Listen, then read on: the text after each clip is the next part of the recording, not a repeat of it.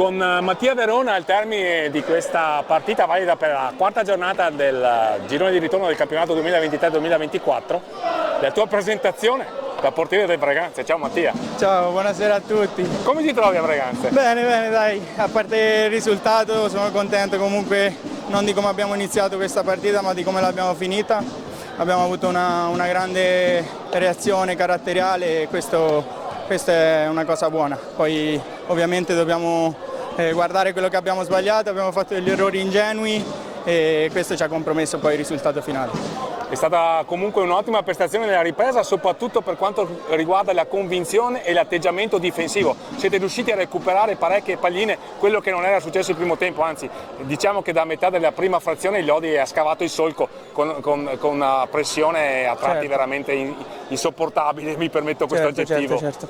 Penso che ci siamo trovati un po' spiazzati all'inizio con la pressione e tutto, poi tra fine primo tempo ci siamo parlati, abbiamo cercato un modo per uscire da questa pressione, penso che poi l'abbiamo fatto bene, non è bastato, quindi questo ci serve per capire che comunque le partite si iniziano dal primo minuto, però comunque sono contento dei miei compagni e stasera hanno avuto veramente carattere e questa è la cosa positiva che porto a casa. È stata una sfida tra i portieri, perché tu e Valentin Grimalta a tratti avete dato spettacolo. Come valuti in particolare la tua prestazione?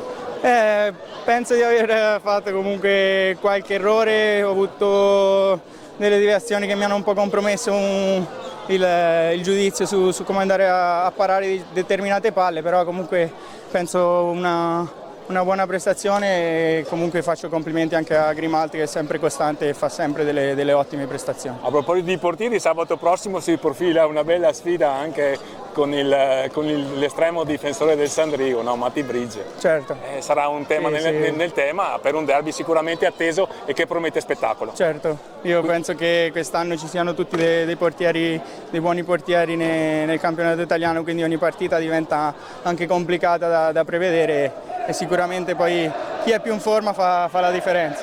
In bocca al lupo per una buona settimana di lavoro, Mattia, perché sabato prossimo ci sarà da fare. Grazie a te, buona serata. Grazie.